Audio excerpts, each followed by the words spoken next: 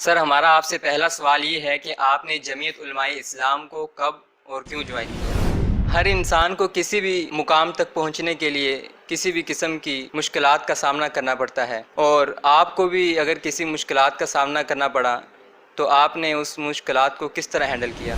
سر میں آپ سے یہ پوچھنا چاہوں گا کہ جمعیت علماء اسلام باقی صوبوں کی نسبت سیاسی طور پر پنجاب میں ہی آخر کمزور کیوں؟ یہ جو آپ نے ابھی بتایا کہ قائد جمعیت حضرت مولانا فضل الرحمان صاحب زیر صدارت میں سندھ سے شروع ہو کر پنجاب سے گزرتے ہوئے اور اسلام آباد تک آزادی مارچ ہوئے، تو اس میں لاکھوں کی عوام آئی اور آپ کی اور شاہ صاحب کی زیر قیادت کارکنان نے ساہیوال میں استقبال کیا، تو کیا اس سے ساہیوال پر سیاسی طور پر کچھ اثرات مرتب ہوئے؟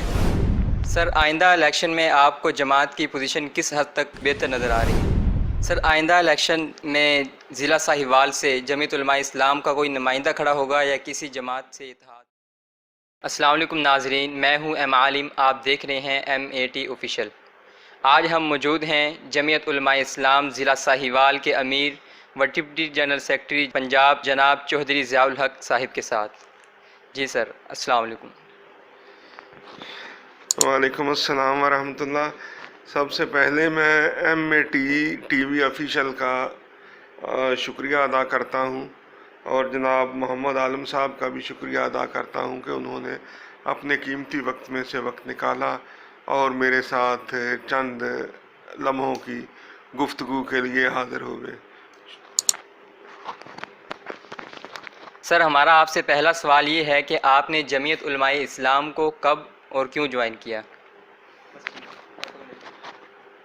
جی، یہ تقریباً 1980 کی بات ہے کہ جب میں نے 9th کلاس میں تھا تو میں نے جمعیت طلباء اسلام کا رکنیت فارم فل کیا، اور اس وقت سے لے کر آج تک الحمدللہ جمعیت علماء اسلام کے کاز کے ساتھ ہوں۔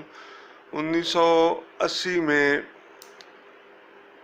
میں نے اسکول کے اندر رہتا تھا، ہمارے محلے میں تھے کچھ دوست احباب جو جمعیت طلباء اسلام کے ساتھ نظریاتی طور پر وابستہ تھے، جن میں آج وہ بڑے نام ہیں، کچھ پروفیسرز ہیں، کچھ ڈاکٹر ہیں، جنہوں نے مجھے باضابطہ جمعیت میں شمولیت کی دعوت دی، اور اس کے بعد پھر کالج میں آئے، کالج کے ساتھ چلتے رہے، طلباء کے تنظیم کے ساتھ JTI میں کام کرتے رہے، اور پھر وہ سلسلہ تاحال جاری و ساری ہے۔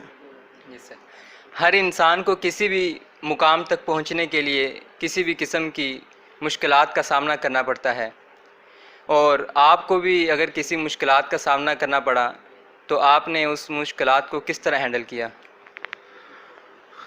جب میں جمعیت طلباء اسلام میں شامل ہوا، اس وقت جمعیت علماء اسلام جو ہے وہ دو دڑوں کے اندر تقسیم تھی۔ ایک دڑا تھا حضرت مولانا عبداللہ درخواستی رحمہ اللہ کی قیادت میں، اور ایک دڑا حضرت مولانا فضل الرحمان صاحب کی قیادت میں کام کر رہا تھا۔ چونکہ 1980 میں مفتی صاحب کی وفات ہوئی، وفات کے بعد مذہبی طبقے پر، خاص طور پر دیوبندیت کے اوپر اس کے بہت زیادہ گہرے اثرات جو ہیں مرتب ہوئے۔ تو ظاہری بات ہے کہ میں شروع سے ہی مولانا فضل الرحمان صاحب کے ساتھ تھا، اور وہ MRD کا زمانہ تھا۔ میں ایک چھوٹا سا واقعہ بھی آپ کو بتاؤں گا۔ MRD کے زمانے میں ہمارے ساتھ جتنی مشکلات تھیں وہ بہت زیادہ تھیں، اور جو لوگ MRD کے پلیٹ فارم سے جنہوں نے حصہ لیا اور وہ اس بھٹی سے نکل کر آگے گئے ہیں، وہ لوگ آج اپنی سیاسی زندگی میں ایک میچور سیاستدان کی طرح اپنا کردار ادا کر رہے ہیں۔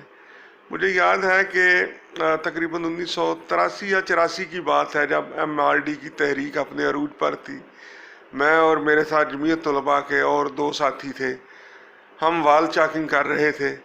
ہمیں ضلع کچہری سے رات 11 بجے پولیس نے گرفتار کیا، اور گرفتار کرنے کے بعد ہمیں تھانہ، اس وقت اب سٹی تھانہ اس کا نام ہے، اس وقت A ڈویژن تھا، ہمیں رکھا گیا، اور 3 دن نہ ہمارے پچھلوں کو خبر، نہ کوئی آگے خبر۔ تو 3 دن ہم اس تھانے میں پڑے رہے۔ پھر ہمارا ایک چوتھا ساتھی تھا، وہ ہمیں ڈھونڈتا ڈھونڈتا چوتھے دن تھانے میں آیا، اور اس نے آ کر ان سے ریکویسٹ کی کہ آپ ان طلباء کو چھوڑیں، آپ کی مہربانی ہوگی۔ یہ مشکلات تو ہمارے سے شروع سے تھی، لیکن اللہ کا نام لے کر ایک چونکہ نظریے کے ساتھ وابستہ تھے، اپنے نظریے کو ہمیشہ فوقیت دی، مقدم رکھا، اور اللہ نے آہستہ آہستہ وہ مشکلات بھی ختم کر دی۔ سیاسی ورکر کی زندگی میں مشکلات تو آتی ہیں، لیکن کامیاب وہی ہوتا ہے جو ثابت قدم رہتا ہے۔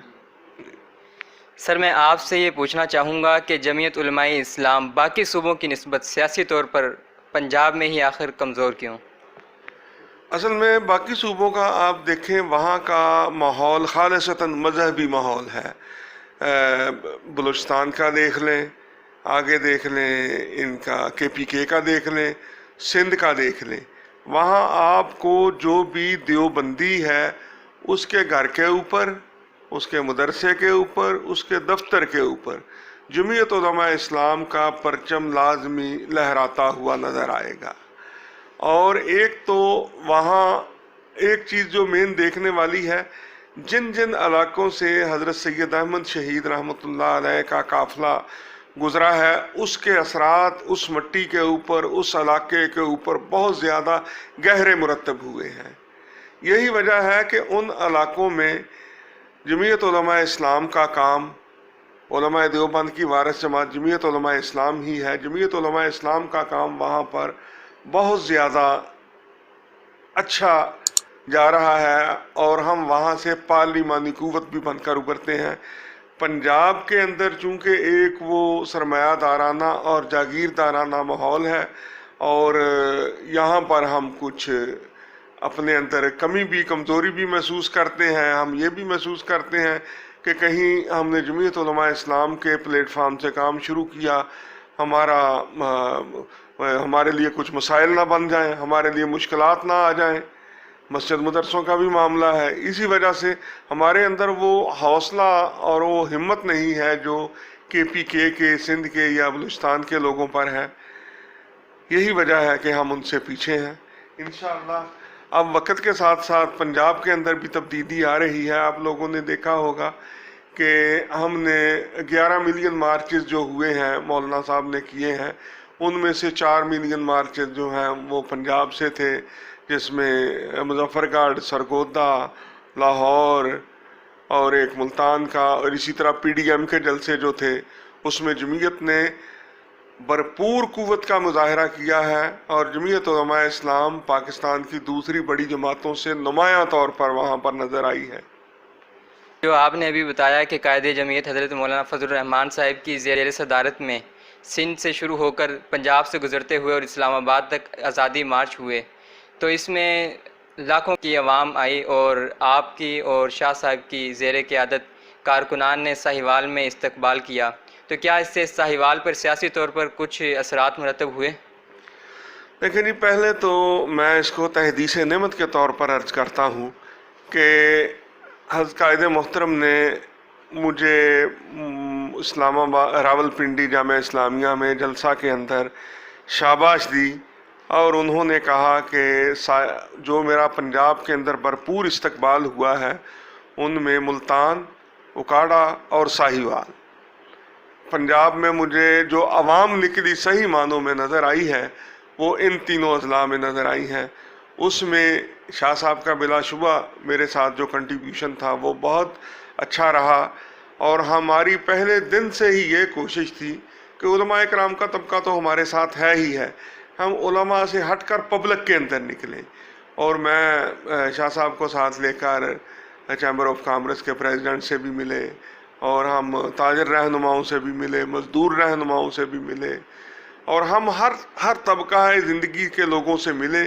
اسی وجہ سے ہمارا جو تھا وہ کاروان ساہیوال کے اندر جس کا تاریخی استقبال ہوا، میں برملا کہوں گا کہ ساہیوال کی تاریخ میں اس طرح کا استقبال کسی بھی سیاسی لیڈر کا آج تک نہیں ہوا جیسا مولانا فضل الرحمان صاحب کا ہوا۔ رہی بات کہ آنے والے دور کے اندر انشاءاللہ ہماری پوری کوشش ہے کہ ہم ان ثمرات کو سمیٹ بھی رہے ہیں، اور انشاءاللہ سمیٹیں گے بھی۔ ساہیوال سے ہماری کوشش پوری ہوگی کہ ہم جمعیت علماء اسلام کو पार्लिमानी हवाले से कुछ ना कुछ अपने कैंडिडेट्स प्रोवाइड कर सकें। आगे फतह और शिकस्त अल्लाह के इख्तियार में है। सर आइंदा इलेक्शन में आपको जमात की पोजीशन किस हद तक बेहतर नज़र आ रही है? हमारा पहले दिन से एक मुतालबा है कि मुल्क के अंदर शफाफ इलेक्शन का इनेकाद करवाया जाए। अगर शफाफ इलेक्शन पाकिस्तान के अंदर होते हैं तो उसमें इंशाअल्लाह जमीयत उलमा इस्लाम एक कुव्वत बनकर उभरेगी। और आपने देखा होगा कि 1970 के अंदर जमीयत उलमा इस्लाम ने इलेक्शन पहली दफ़ा पाकिस्तान में पार्लिमानी इलेक्शन में हिस्सा लिया। कौमी और सूबाई असम्बली के इलेक्शन का इनेकाद हुआ और उसमें जमीयत उलमा इस्लाम पाकिस्तान मगरबी पाकिस्तान में दूसरी बड़ी सियासी कुव्वत बनकर उभरी। और इसी तरह 2002 के इलेक्शन के अंदर जमीयत उलमा इस्लाम ने अपनी उसी पोजीशन को फिर बरकरार रखा। इस दरमियान में इलेक्शन का इनेकाद होता रहा, हमें दबाने की भी कोशिश की गई, लेकिन अल्लाह के फजल से कोई भी ताकत हमें दबा ना सकी। जमीयत उलमा इस्लाम आइंदा आने वाले इलेक्शन में जो मुक्तदर हलके हैं वो भी इस बात को महसूस कर रहे हैं कि जमीयत उलमा इस्लाम एक भरपूर ताकत का नाम है। यही वजह है कि नाजायज़ तौर पर वावेला करने वाले लोग, जब हमारे कायद ने आवाज़ दी, उनको नैब ने नोटिस जारी किया, हमारे कायद ने उल्टा उनसे कहा कि आप मुझे इन सवालों के जवाब दे दें जो कि ज़ुबान ज़द-ए-आम पर हैं और सोशल मीडिया पर भी हैं कि इन लोगों के पास सरमाया कहाँ से आया।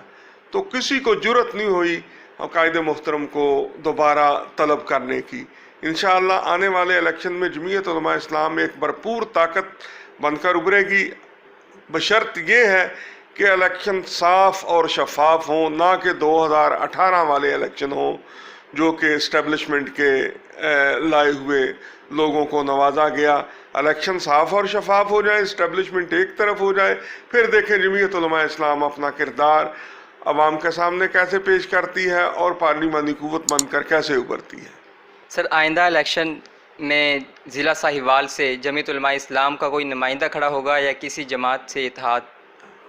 देखिए, मैंने पहले अर्ज़ किया है कि आज़ादी मार्च गुज़रने के बाद जहां साहिवाल की आवाम का मैं आपके तवस्सुत से, वैसे पहले भी फ़र्दन बज़रिया लेटर मैंने शुक्रिया अदा किया है कि उन लोगों ने जिस तरह हज़रत कायद मोहतरम जमीयत उलमा इस्लाम और मुझ पर एतमाद का इजहार किया, तो आने वाले इलेक्शन में मैं पहले भी अर्ज़ कर चुका हूँ, इंशाअल्लाह हमारी भरपूर कोशिश होगी कि हम साहिवाल की सतह से अपने पार्लियामेंट के अंदर अपने नुमाइंदे भेजें, हम अपने आप को आवाम के सामने पेश करें। आगे फतह और शिकस्त अल्लाह के इख्तियार में है। सर हमारे प्लेटफार्म से आप कारकुनान जमीयत और नौजवानान इस्लाम को क्या पैगाम देना चाहेंगे? इस वक्त पाकिस्तान के अंदर और बैरूनी दुनिया के अंदर भी जो कशमकश चल रही है वो एक खालिसतन दो तबकात के अंदर कशमकश चल रही है। एक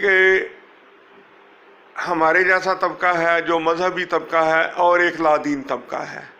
मैं नौजवानान को और जमीयत उलमा इस्लाम के कारकुनान को यही पैगाम दूंगा कि वो अफ़गानिस्तान के हालात जो कि आपके सामने हैं, लादीन तबके को मुसलसल 40 सालों के अंदर बुरी तरह दो शिकस्तें हुई हैं, उनसे सबक सीखते हुए अपनी सफ़ों के अंदर जमीयत उलमा इस्लाम की सफ़ों के अंदर इत्तेहाद पैदा करें और अपने काम को तेज़ करें। फिर देखें अल्लाह की मदद हमारे साथ किस तरह आती है। हम पाकिस्तान के अंदर बैलेट के ज़रिए, पर्ची के ज़रिए, बैलेट पेपर के ज़रिए इनकलाब के ख़्वाह हैं और इंशाअल्लाह वो वक़्त दूर नहीं कि यहाँ का मजहबी तबका बेदार होगा और हम पर्ची के ज़रिए इस मुल्क के अंदर इनकलाब ला कर रहेंगे। जी सर, बहुत बहुत शुक्रिया आपके कीमती वक्त का।